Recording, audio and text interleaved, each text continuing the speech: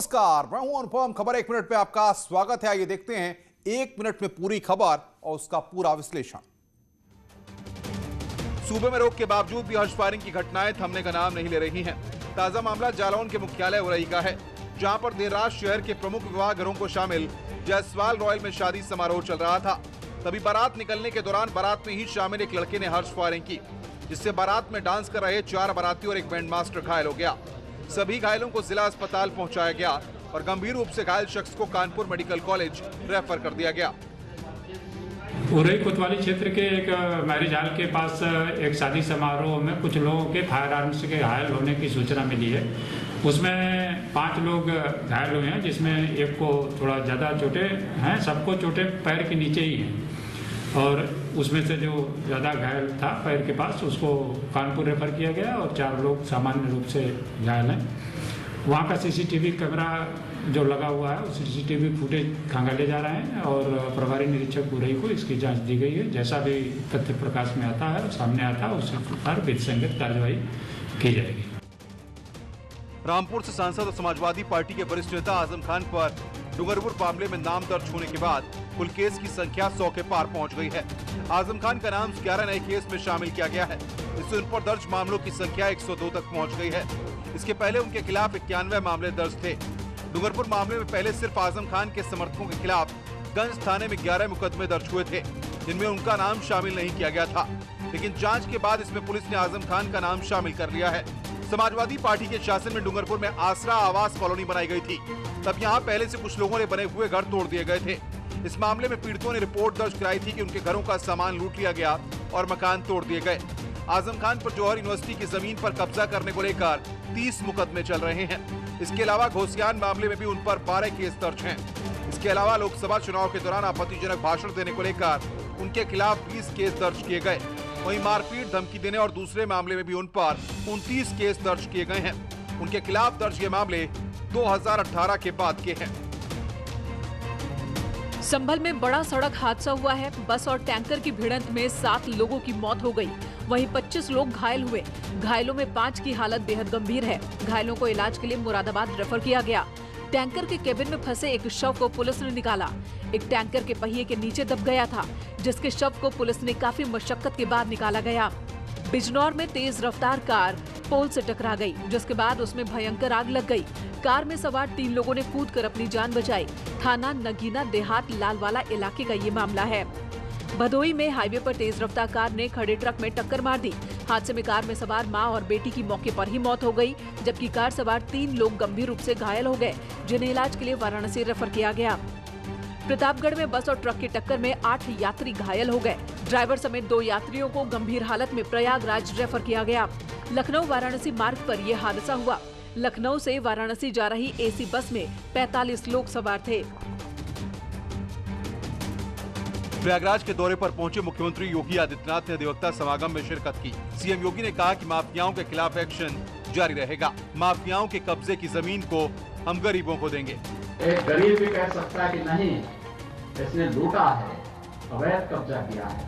और मैंने तो यहाँ के विकास प्राधिकरण से कहा है कि माफिया और अपराधियों ने जहाँ पे सरकारी जमीनों पर कब्जा करके रखा हुआ है, उनको मुक्त करा करके गरीबों के लिए आवास की योजना हमें बनाएंगे। कितना अच्छा लगेगा, देश देखेगा, दुनिया देखेगा। देखिए कहीं एक माफिया रहता था, आज गरीब रह रहा है। सीएम योगी ने कहा कि अगले महीने जब कोविड-19 की वैक्सीन आएगी तो हर एक व्यक्ति तक उसे व्यवस्थित ढंग से पहुंचाने की व्यवस्था की जा रही है। भारत कोविड के खिलाफ अपनी लड़ाई को विजयी की ओर लेके जा रहा है और अगले महीने जब कोविड-19 का वैक्सीन आएगा तो फिर हर एक व्यक्ति तक व्यवस्थित तरीके से उसे पहुंचाने की कार्रवाई किसी तर्ज पर हम लोग करने की तैयारी कर चुके हैं। योगी सरकार जल्द 32 कस्बों को नगर पंचायत का दर्जा देने वाली है। नगर विकास विभाग ने नई नगर पंचायतों के गठन के प्रस्ताव की तैयारी कर ली है।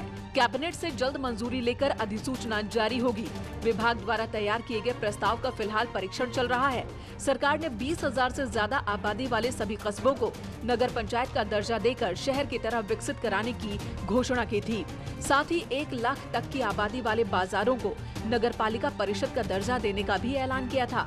इसी कड़ी में नगर विकास विभाग ने नगर पंचायतों के गठन की प्रक्रिया शुरू कर दी। प्रदेश में इस वक्त कुल 490 नगर पंचायतें हैं। 32 नई नगर पंचायतों के बनने से इनकी संख्या 522 हो जाएगी और कुल नगर निकायों की संख्या 707 से बढ़कर 739 हो जाएगी। AIMIM अध्यक्ष असदुद्दीन ओवैसी उत्तर प्रदेश में चुनाव लड़ने की तैयारी कर रहे हैं। ओवैसी ने ओम प्रकाश राजभर से मुलाकात की। उन्होंने कहा कि हम नाम बदलने नहीं बल्कि दिल जीतने आए हैं और हमको तो बिहार की कामयाबी के बाद एक हौसला मिला है और हम उस कामयाबी को सिलसिले को जारी रखेंगे। यूपी सरकार में अल्पसंख्यक कल्याण मंत्री मोहसिन रजा ने ओवैसी पर बड़ा पलटवार किया है। उनका कहना है कि ओवैसी जोड़ने की नहीं तोड़ने की राजनीति करते हैं। उनका इतिहास देश तोड़ने का रहा है।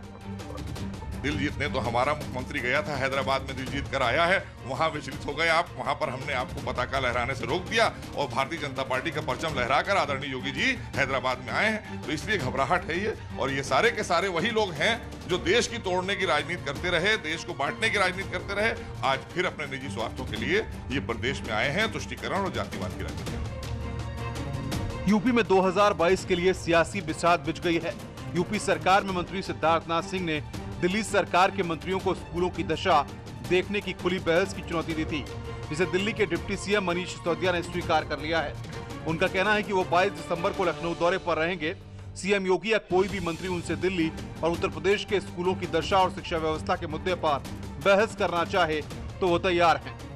स्कूलों की बातें करने लगते हैं। सरकारी स्कूल, प्राइमरी स्कूल आपके 1000 हैं।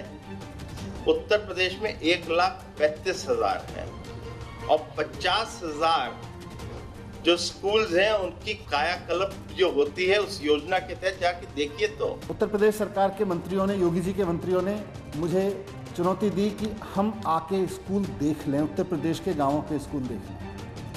मुझे ये दोनों चुनौतियां स्वीकार हैं। मैं उनको चुनौती देकर कहना चाहता हूं कि अब मैं बहस करने के लिए तैयार हूं, मैं आ रहा हूं। कृषि कानूनों का विरोध कर रहे किसानों के आंदोलन के मामले में आज सुप्रीम कोर्ट में सुनवाई हुई। इसके बाद सुप्रीम कोर्ट ने केंद्र सरकार को नोटिस जारी किया है। साथ ही सुप्रीम कोर्ट ने कहा है कि इस मामले में एक कमेटी का गठन करें जो इस मामले को सुलझाएगी। इसमें किसान संगठन, केंद्र सरकार और दूसरे लोग होंगे। सुप्रीम कोर्ट ने कहा है कि ऐसा लग रहा है कि सरकार और किसानों के बीच बातचीत से हल फिलहाल नहीं निकलता दिख रहा है और अब इस मामले की अगली सुनवाई कल की जाएगी। सुप्रीम कोर्ट कल किसान और केंद्र सरकार दोनों पक्षों की बात को सुनेगा। सुप्रीम कोर्ट ने केंद्र, पंजाब और हरियाणा सरकार को भी नोटिस भेजा है। सुप्रीम कोर्ट ने सभी धर्मों के लिए तलाक और गुजारा भत्ते को एक समान आधार पर लागू करने की मांग करने वाली एक जनहित याचिका पर सुनवाई की। कोर्ट ने इस याचिका पर सुनवाई करने के बाद केंद्र सरकार को नोटिस जारी कर पूछा है कि क्यों न हर धर्म के लोगों के लिए एक समान कानून हो, जिससे तलाक और गुजारा भत्ता तय किया जाए।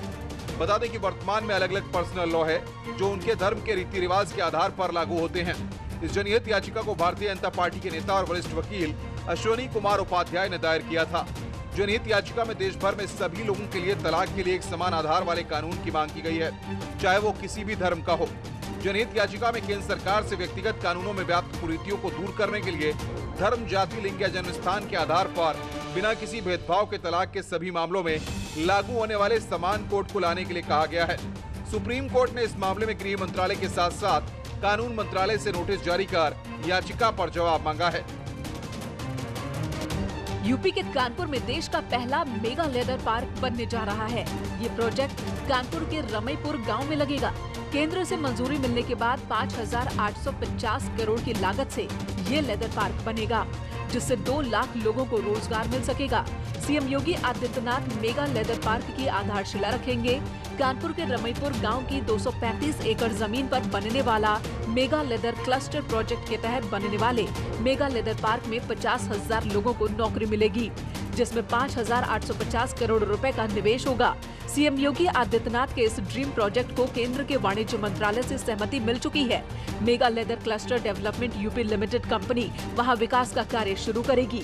ऐसे में यहां विकास के साथ ही स्थानीय लोगों को रोजगार मिल सकेगा।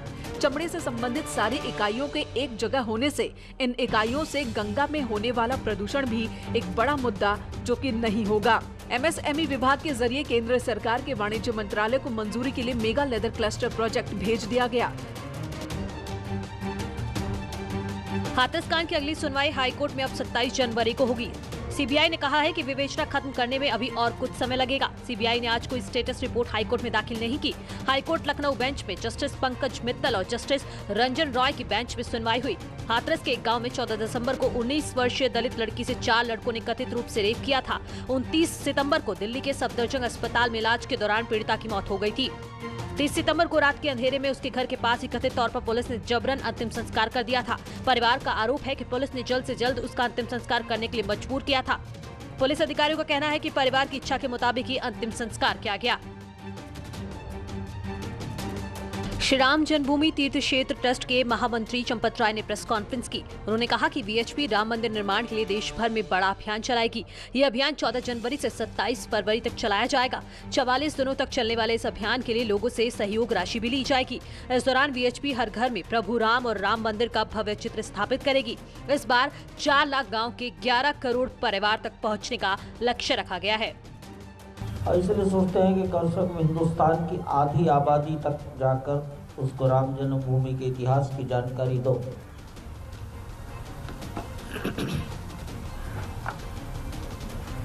कम से कम 50 करोड़ लोगों तक तो पहुंचे।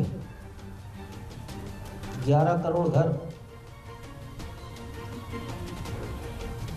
ये सोचते थे, लेकिन समाज में जो उत्साह अनुभव हो रहा है। अयोध्या में 19 दिसंबर को होने वाले राम विवाह महोत्सव को लेकर तैयारियां जोरों पर हैं। मंदिरों में खूब रौनक देखने को मिल रही है। माता जानकी और भगवान राम को हल्दी चढ़ाने की रस्म के साथ ही महोत्सव की शुरुआत हुई। राम जन्मभूमि परिसर में मौजूद रंग महल मंदिर की पूजा पद्धति सखी संप्रदाय से जुड़ी है। आचार्य ने श्री किशोरी जी को सखी भाव में स्वीकार किया। हमारी श्री किशोरी जी एक तरीके से बहन है। राम विवाह महोत्सव को लेकर कोरोना काल में लोगों से घरों में ही रहकर धार्मिक अनुष्ठानों में शामिल होने की अपील की गई है। राम की नगरी में राम विवाह की धूम मची है। मेरे पीछे हम लोग मौजूद है रंगमहल में और ये माड़ो बच छा चुका है। आज यहाँ पर माता जानकी और भगवान राम को हल्दी पेश की गई है। ये सखी संप्रदाय का प्रमुख स्थान है। यहाँ पर जो भी पुजारी हैं या जो भी लोग हैं वो अपने आप को माँ जानकी की बहन मानते हैं। ऐसे में जो पूजा पद्धति है वो अनोखी होती है। यहाँ पर ये माड़ो छा दिया गया है और आज माता जी को यहाँ पर हल्दी पेश की गई है। कल तेल चढ़ाया जाएगा। इस तरीके से जो वैवाहिक मांगलिक कार्यक्रम होते हैं उनका शुभारंभ यहाँ हो चुका है। गोरखपुर से लखनऊ के बीच सेमी हाई स्पीड ट्रेन चलाने की तैयारी तेज हो गई है। इस रूट पर 130 की स्पीड से ट्रेन चलाई जाएगी। इसके लिए पटरियों को बदला जा रहा है।